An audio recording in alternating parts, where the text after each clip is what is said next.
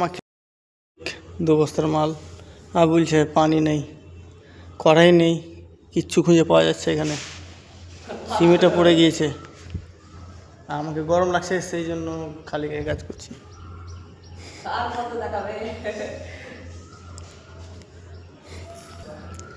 এবার কি হবে এতটি মশলা মাখিয়ে? কাজ তো করে যেতে হবে আমাদেরকে, নাহলে হবে না। কি হচ্ছিস?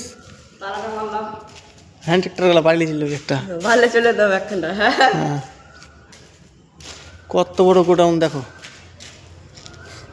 এটা তো হাফ, এখান থেকে হাফ, ওই দিকটায় আছে হাফ।